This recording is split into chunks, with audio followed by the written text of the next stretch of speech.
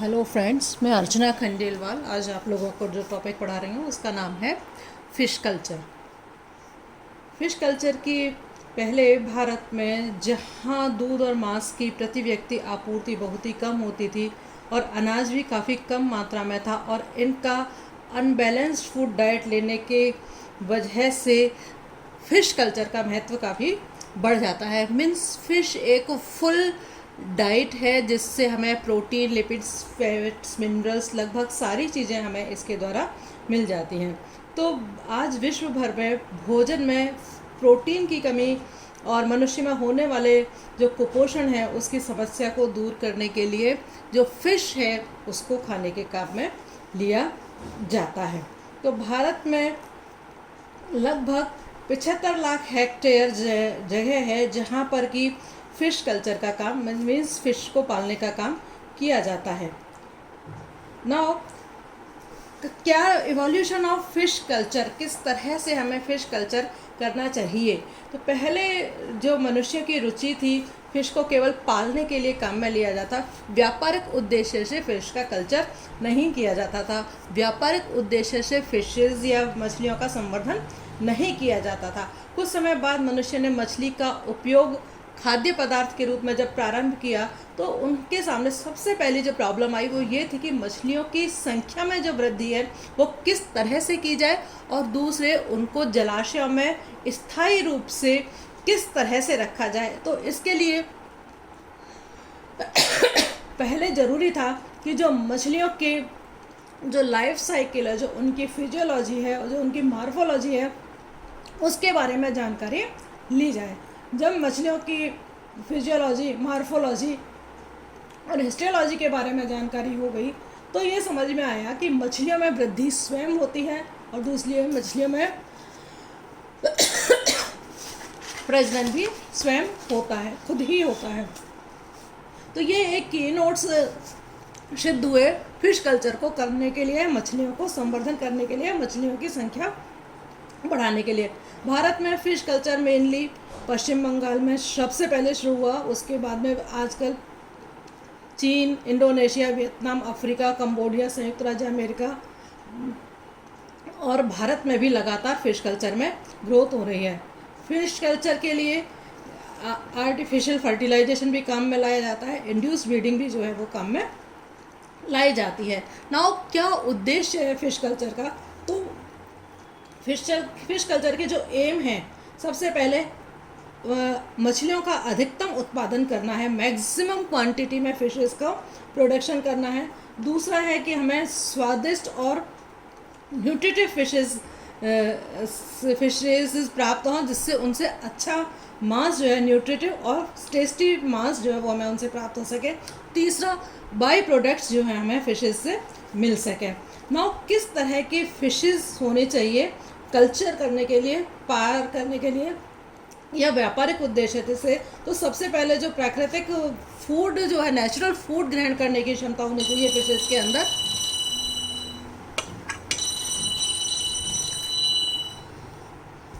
दूसरा, कृत्रिम फूड ग्रहण करने की भी योग्यता होनी चाहिए। भोजन की कम से कम आवश्यकता होनी चाहिए फिश को, शाकाहारी होने चाहिए फिशेस। एंड जलवायु में जो अचानक आने वाले परिवर्तनों हैं उनको भी सहन करने की क्षमता फिशेस के अंदर होनी चाहिए। शीघ्र वृद्धि का गुण होना चाहिए कि जल्दी वो बढ़ सके, अच्छा वजन और लंबाई वो प्राप्त कर सके और जलाशय में बिना किसी समस्या के रहने की उनकी होनी चाहिए। रोगों के प्रति प्रतिरोधक क्षमता जो है उनके अंदर होनी चाहिए। एंड अत्यधिक प्रजनन की क्षमता होनी चाहिए, उनकी प्रोलिफिक प्रजनन की क्षमता होनी चाहिए और खाने में वो टेस्टी और न्यूट्रिटिव होना चाहिए। नाउ कल्टीवेटेड फिशेस जो हैं वो कौन कौन सी तरह की होती हैं। तो कल्टीवेटेड फिशेस जो हैं वो 3 तरह की हो सकती हैं। एक तो इंडिजिनस फिशेस और दूसरा है मेराइन वाटर फिशेस जो कि फ्रेश वाटर में रहने के लिए एक्लेमेटाइज हो चुकी हों और तीसरी हैं एक्जोटिक फिशेस जो विदेश से आई हुई फिशेस हैं। तो इंडिजिनस फिशेस जो कि स्वच्छ पानी के अंदर पाई जाने वाली फिशेस हैं, जैसे कि मेजर कार्प वगैरह हैं, जैसे कि इंडिया के अंदर कतला कतला है, लेबियो रोहिता है, लेबियो कालाबासु है, ये इंडियन फिशेस और मेजर कार्प फिशेस हैं जो कि खाने के काम में लाई जाती हैं। ये सभी चैना है, एनाबास है, मुगिल है, सिरहनस है, वैलेगोएट्टू है, ये सब इंडियन फिशेस हैं जो कि खाने के काम में आती हैं। एंड जो फ्रेश वाटर फिशेस हैं जो कि एक्लेमेटाइज हो गई हैं, मेराइन वाटर फिशेस जो कि फ्रेश वाटर में रहने के लिए हो गए हैं, जैसे कि चेनोज हैं, मुलेट्स हैं, ये फ्रेश वाटर में रहने के लिए एक्लेमेटाइज हो जाती हैं। एंड तीसरी जो फिशेस हैं वो है एक्जोटिक फिशेस। एक्जोटिक फिशेस जो हैं ऐसी फिशेस जो कि विदेशों से लाई गई हों, जैसे कि मिरर कार्प है, चाइनीज़ कार्प है, क्रूसियन कार्प है और कॉमन कार्प है, ये विदेशों से लाई गई फिशेस हैं। Exotic carp, Chinese, crucian, common carp, जिनको कि खाने के काम में लिया जाता है। चनोज और मुलेट कैसी फिशेस हैं जो कि मराइन वाटर में पाई जाती हैं लेकिन फ्रेश वाटर में रहने के लिए एक्लेमेटाइज हो जाती हैं। तो शैलो वाटर फिशेस अलग होती हैं, डीप वाटर फिशेस अलग होती हैं, ये फिशेस अलग अलग होती हैं, लेकिन मेनली 3 तरह की कल्चरेबल फिशेस होती हैं जो कि मैंने अभी आपको बताई हैं। नाउ इंडिया में जो फिश कल्चर होता है वो किसी भी जाति की मछली में पालन योग्य मछली के आदर्श गुण ज़्यादा किसी भी मछली में नहीं पाए जाते, लेकिन मेजर कार्प जो है उसको पालने के लिए अच्छा माना जाता है। क्यों? क्योंकि मेजर कार्प जो है वो जू प्लैंकटन और फाइटोप्लैंक्टन्स या सड़ी गली जो समुद्री घास, कूड़ा, वो जलीय प्लांट्स जो है उनको भी वो खा लेती है। जो मेजर कार्प जो है वो थोड़े अधिक टेम्परेचर पर और गंदले पानी में भी वो जीवित रह सकती हैं। कार्प्स जो हैं वो घुलनशील ऑक्सीजन की कमी को भी सहन कर लेती हैं। इसके अलावा कार्प की वृद्धि दर जो होती है वो काफ़ी अच्छी होती है और शीघ्र ही वजन और लंबाई में वो बढ़ जाती है। कार्प को एक जगह से दूसरी जगह पर भी आसानी से ले जाया जा सकता है और कार्प का जो मीट होता है वो काफ़ी न्यूट्रिटिव होता है और टेस्टी भी होता है। तो इसलिए जो पालने योग्य फिशेज़ हैं वो मेनली कार्प होती हैं, जिनको कि इंडिया के अंदर भी आसानी से पाला जा सकता है। नाउ कौन कौन से फैक्टर्स हैं जो कि फ़िश कल्चर को अफेक्ट करते हैं? आजकल जो फ़िश कल्चर का काम है वो पूरी तरह से साइंटिफिकल हो गया है और टेक्निकल हो गया है, तो फिर भी बहुत सारे एनवायरमेंटल फैक्टर्स हैं जो फ़िश कल्चर पर अपना प्रभाव डालते हैं। तो जैसे कि टेम्परेचर है, लाइट है, वर्षा है, बाढ़ है, ह्यूमिडिटी है, पानी की कंसंट्रेशन है, साल्ट है एंड पानी के अंदर घुली हुई ऑक्सीजन जो है वो भी फ़िश कल्चर के ऊपर अपना प्रभाव डालती है। मछलियों के अंदर जो ब्रीडिंग है वो एक पर्टिकुलर या एक विशेष टेम्परेचर पर होती है। इस टेम्परेचर को हम क्रिटिकल टेम्परेचर कहते हैं जहाँ पर की ब्रीडिंग होती है। क्रिटिकल टेम्परेचर से कम या अधिक टेम्परेचर पर होने पर जो ब्रीडिंग की प्रोसेस है वो नहीं पाई जाती है और हर एक फ़िश का जो क्रिटिकल टेम्परेचर होता है ब्रीडिंग के लिए वो अलग अलग होता है। तो फ़िश कल्चर पर तापमान के साथ साथ प्रकाश की अवधि और उसकी तीव्रता, इंटेंसिटी क्या है, उसका भी प्रभाव पड़ता है। Now managements of fish culture करने के लिए हमें फ़िश की जो टोपोग्राफी है उसको सिचुएशन जो है देखना पड़ता है। जहाँ पर हमें फ़िश कल्चर करना हो वहाँ पर हमें पानी के सोर्स को देखना चाहिए, पानी की क्वालिटी कैसी है उसको भी हमें देखना चाहिए और अदर जो फिज़िकल, केमिकल और बायोलॉजिकल फैक्टर्स हैं उनके बारे में भी हमें जानकारी होना चाहिए।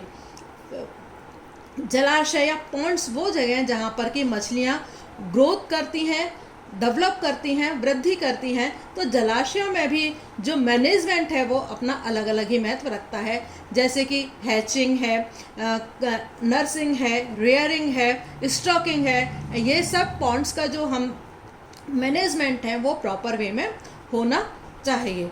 नाउ ब्रीडिंग पॉन्ड्स, हम जब किसी भी फिश को कल्चर करते हैं तो सबसे पहले हमें ब्रीडिंग पॉन्ड्स की ज़रूरत होती है। तो ब्रीडिंग पॉन्ड्स का जहाँ पर हम पॉन्ड्स का निर्माण किया जाता है उनको हम क्या कहते हैं, पॉन्ड्स, ब्रीडिंग पॉन्ड्स कहते हैं। ये पॉन्ड्स जो हैं वो नदी के किनारे हो सकते हैं या कोई भी नेचुरल जो वाटर सोर्सेज होते हैं वहाँ पर ये पॉन्ड्स जो हैं बनाए जा सकते हैं। नाउ ब्रीडिंग कितनी तरह की होती है, टाइप्स ऑफ ब्रीडिंग दो तरह की होती है, एक तो नेचुरल ब्रीडिंग और दूसरा है आर्टिफिशियल ब्रीडिंग या इंड्यूस्ड ब्रीडिंग जिसको हम कहते हैं। नेचुरल ब्रीडिंग हम 3 तरीके से करवा सकते हैं, वेट बंद ब्रीडिंग, ड्राई बंद ब्रीडिंग और मॉडर्न ब्रीडिंग। नेचुरल ब्रीडिंग को हम बंद ब्रीडिंग भी कहते हैं। नेचुरल ब्रीडिंग एक विशेष प्रकार के पॉन्ड्स होते हैं जहाँ पर कि रिवेरियन जो कंडीशंस होते हैं या किसी भी नेचुरल जो वाटर सोर्सेज होते हैं वहाँ पर फिश को कल्चर किया जाता है। ये विशिष्ट तौर पे डिज़ाइन बॉन्ड्स होते हैं जिनके निचले, जो कि ज़्यादातर जो लोअर रीजन्स होते हैं, जो निचले क्षेत्र हैं, वहाँ पर ये बॉन्ड्स जो हैं वो बनाए जाते हैं और इनके अंदर पानी बारिश का जो पानी होता है उसको संग्रह करने की अपार क्षमता होती है। इन बंधों में यदि आवश्यकता से ज़्यादा पानी हो जाता है तो उस पानी को बाहर निकालने के लिए भी निकास द्वार होते हैं। जो बंध का छिछला भाग जो होता है उसको यूजुअली स्पॉनिंग के लिए काम में या अंडजनन के लिए काम में लिया जाता है। तो बंध जो है, हम इस प्रोसेस के लिए बंध हम 3 प्रकार के पढ़ते हैं नेचुरल ब्रीडिंग के लिए। वेट बंध, सबसे पहले वेट बंध कैसा होता है, वे बॉन्ड्स जो विशेष रूप से मछलियों के प्रजनन के लिए ही बनाए जाते हैं और जिनमें पूरे साल पानी भरा रहता है, इनको हम गीला बंध, वेट बंध या बारहमासी बंध इनको हम कहते हैं। बंध के ऊपरी भाग में पानी भरने के लिए प्रवेश द्वार होता है, तो निचले वाले भाग में पानी को निकालने के लिए एक प्रवेश द्वार, निकालने के लिए एक निकास द्वार बनाया जाता है। निकास द्वार के प्रवाह को बांस की बाड़ के द्वारा नियंत्रित किया जाता है। दूसरा है सूखा बंध। वह बंध पूरी तरह से मौसमी होता है। इसमें 3 तरफ से मिट्टी की दीवार बनाई जाती है और एक तरफ से उसको खुला रखते हैं। तो जब बारिश होती है तो वर्षा ऋतु में वर्षा का पानी बंध की तरफ बहता है जिससे कि तालाब भर जाता है, लेकिन ये 1 या 2 महीने के पश्चात में ये सूख जाता है। थर्ड है ड्राई बंध या पक्के बंध, आधुनिक बंध भी इनको हम कहते हैं। पक्के बंध और आधुनिक बंध थर्ड नंबर। ये पक्के दीवारों का बना हुआ होता है। बंध के निचले स्तर पर निकास द्वार होता है जिनको कि स्लुइस गेट कहते हैं। इस बंध का विशिष्ट लक्षण होता है, निकासी द्वार की सहायता से प्रत्येक स्पॉनिंग के पश्चात जो बंध का सारा पानी है उसको बाहर निकाल दिया जाता है। नाउ इंड्यूस्ड ब्रीडिंग, मछलियाँ जहाँ प्रजनन करती हैं सामान्यतः मत्स्य बीज वहीं से ही एकत्रित कर लिया जाता है, किंतु इस व्यवस्था में कुछ कमियाँ होती हैं कि इस प्रकार से एकत्रित किए गए अंडे कई बार अलग अलग तरह की मछलियों के भी हो सकते हैं। इनमें से कुछ अंडे परभक्षी मछलियों के भी हो सकते हैं। तो इन कमियों को ध्यान में रखते हुए अच्छी श्रेणी का बीज प्राप्त करने के लिए कुछ नई और उन्नत किस्म की जो टेक्निक्स हैं उनका विकास किया गया है, जिसके द्वारा फिशेज़ में फर्टिलाइजेशन कराया जाता है और हमें एक पर्टिकुलर टाइप की फ़िश ही मिलती है। तो आर्टिफिशियल ब्रीडिंग जो है, इस प्रोसेस में मछली के एग्स और शुक्राणु जो होते हैं, स्पर्म जो होते हैं, उनको शरीर से बाहर निकाल लिया जाता है और शरीर से बाहर निकालने के बाद में इनका फर्टिलाइजेशन जो है कराया जाता है। तो इस प्रोसेस में जो फर्टिलाइजेशन है 2 तरीके से होता है, एक तो है ड्राई मेथड और दूसरा है वेट मेथड। ड्राई मेथड में क्या करते हैं कि जो मछलियों से प्राप्त अंडे होते हैं और जो मछलियों से प्राप्त शुक्राणु होते हैं, पहले उनको मिला लिया जाता है और फिर उनको 30 मिनट के लिए इसी तरह से छोड़ दिया जाता है और जब फर्टिलाइजेशन हो जाता है उसके बाद में इसके अंदर पानी मिला दिया जाता है।